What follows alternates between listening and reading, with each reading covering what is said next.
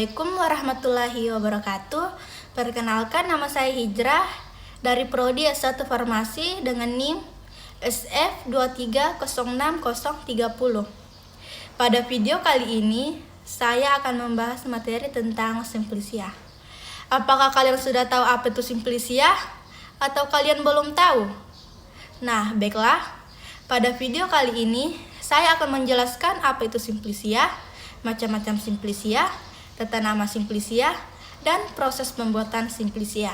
Oke, baiklah, sekarang kita lanjut pada materinya. Nah, baiklah, yang pertama adalah simplisia. Simplisia merupakan bentuk jamak dari kata simplex yang berasal dari kata simple, yang berarti satu atau sederhana. Istilah simplisia digunakan untuk menyebutkan bahan-bahan obat-obat alam yang masih berada dalam wujud aslinya atau belum mengalami perubahan bentuk.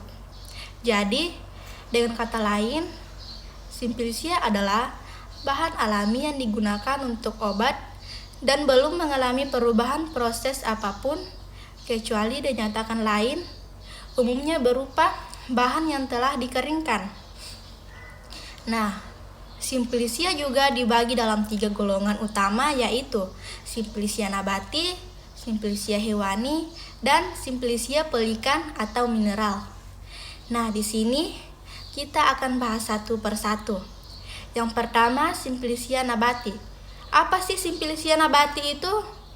Jadi, simplisia nabati adalah simplisia yang berupa tanaman utuh, bagian tanaman, eksudat tanaman, atau gabungan antara ketiganya.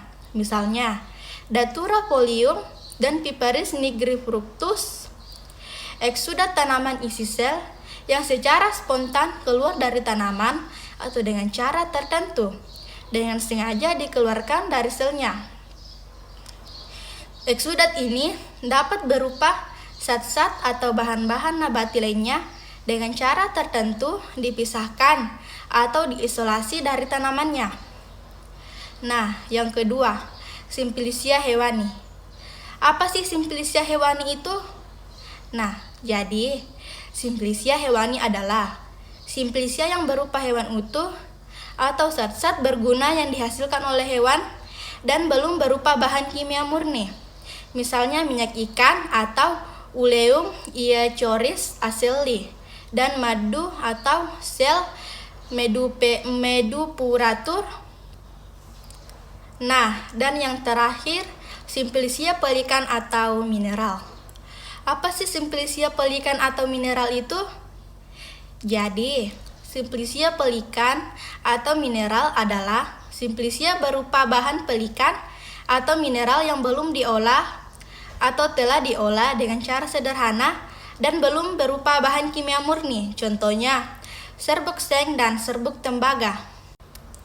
Oke, sekarang kita lanjut ke materi yang kedua, yaitu tata nama simplisia. Pemberian nama atau penyebutan simplisia didasarkan atas gabungan nama spesies diikuti dengan nama bagian tanaman. Contoh, merica dengan nama spesies Piperis albimaca. Nama simplisianya disebut sebagai Piperis salbifructus. Fructus menunjukkan nama bagian tanaman yang artinya buah. Contoh penamaan simplisia yang pertama, Chalami rhizome, menunjukkan penyebutan nama berdasarkan pada nama belakang dari spesies atau Acorus chalamus yang diikuti dengan nama bagian tanaman. Rhizome sama dengan rimpang. Yang kedua, Brugmansia folia. Nama genus dari Brugmansia candida diikuti folia sama dengan daun. Dan yang ketiga, Oleum arachidis atau minyak kacang atau Arachis hypogea tanpa nama bagian tanaman. Kita lanjut pada materi yang ketiga, yaitu proses pembuatan simplisia.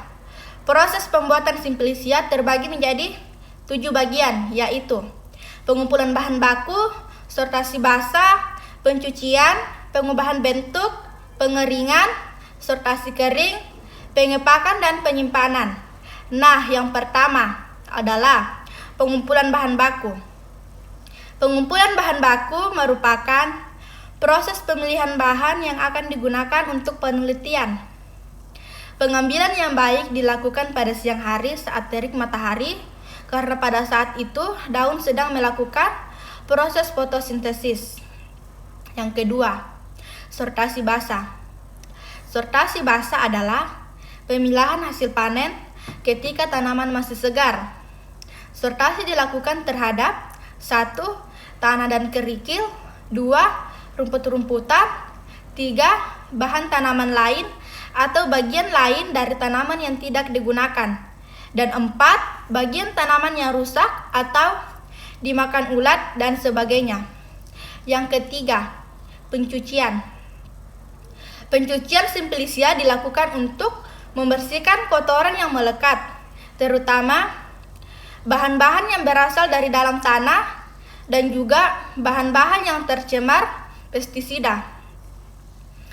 Yang keempat, perubahan bentuk. Pada dasarnya, tujuan pengubahan bentuk Simplicia adalah untuk memperluas permukaan bahan baku. Semakin luas permukaan, maka bahan baku akan semakin cepat kering. Proses pengubahan bentuk ini meliputi beberapa perlakuan, yaitu sebagai berikut. 1. Perajangan untuk rimpang, daun, dan herba. 2. Pengupasan untuk buah, kayu, kulit kayu, dan biji-bijian yang ukurannya besar. 3. Pemipliran khusus untuk jagung, yaitu biji dipisahkan dengan bonggolnya. 4. Pemotongan untuk akar, batang, kayu, kulit kayu, dan ranting. Dan 5. Penyerutan untuk kayu. Yang kelima, pengeringan. Proses pengeringan Simplicia terutama bertujuan sebagai 1. Menurunkan kadar air sehingga bahan tersebut tidak mudah ditumbuhi kapang dan bakteri. 2. Menghilangkan aktivitas enzim yang bisa menguraikan lebih lanjut kandungan zat aktif. 3. Memudahkan dalam hal pengelolaan proses selanjutnya. Ringkas, mudah disimpan, tahan lama, dan sebagainya. Faktor-faktor yang mempengaruhi pengeringan yaitu 1. Waktu pengeringan. Semakin lama dikeringkan, akan semakin kering bahan tersebut. 2. Suhu pengeringan. Semakin tinggi suhunya, semakin cepat kering. Tetapi harus dipertimbangkan daya tahan kandungan zat aktif di dalam sel yang kebanyakan tidak tahan panas. 3. Kelembapan udara di sekitarnya, dan kelembapan bahan atau kandungan air dari bahan. 4. Ketebalan bahan yang dikeringkan. 5. Sirkulasi udara. Cara pengeringan bahan-bahan untuk tanaman rendah, misalnya lumut, jamur, talus, agar-agar, dan rerumputan laut, dikeringkan dengan cara dijemur di bawah sinar matahari. Setelah kering, disimpan dalam kantung kedap udara. Untuk bahan berupa akar, pengeringan dilakukan dengan cara dirajang atau dipotong-potong pendek. Kemudian dijemur langsung di bawah sinar matahari. Oleh karena akar termasuk bahan keras, maka sebaiknya dijemur di bawah matahari langsung atau tanpa pelindung. Untuk bahan berupa buah seperti jeruk, bisa dibelah terlebih dahulu, baru dijemur. Dapat pula buah diperam, misalnya asam, baru dijemur. Sementara untuk buah pala atau Myristica fragrans. Untuk bahan berupa bunga, hanya diangin-anginkan di tempat yang teduh, atau jika menggunakan oven, maka suhu diatur rendah sekitar 25-35 derajat Celcius.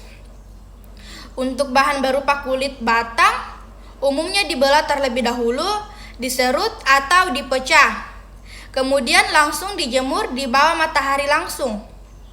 Untuk bahan berupa rimpang, harus dirajang terlebih dahulu untuk memperluas permukaan, kemudian dijemur di bawah matahari, kemudian dijemur di bawah matahari tidak langsung, atau ditutup kain hitam. Tujuannya untuk menghindari penguapan yang terlalu cepat yang dapat berakibat menurunkan mutu minyak atsiri dalam bahan. penjemuran tidak langsung dengan pencairan gelombang ultraviolet. Bahan-bahan eksudat seperti getah atau opium dan sebagainya, daging daun, lidah buaya, dan biji jarak atau Ricinus communis yang akan diambil minyak lemaknya tidak perlu dilakukan proses pengeringan. Untuk bahan berupa daun atau bunga yang akan diambil atsirinya, maka cara pengeringan yang dianjurkan adalah menghindari penguapan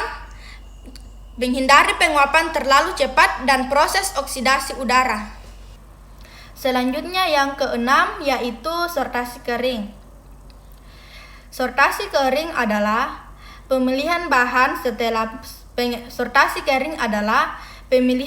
setelah mengalami proses pengeringan.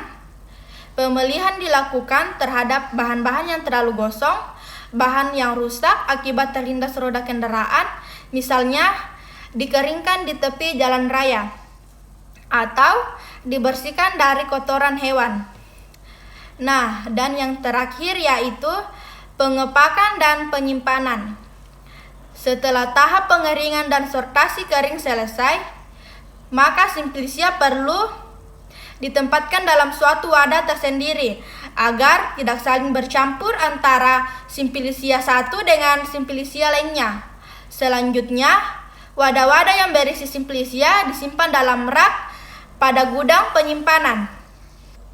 Itulah penjelasan saya tentang materi Simplicia. Kurang lebihnya mohon dimaafkan. Assalamualaikum warahmatullahi wabarakatuh.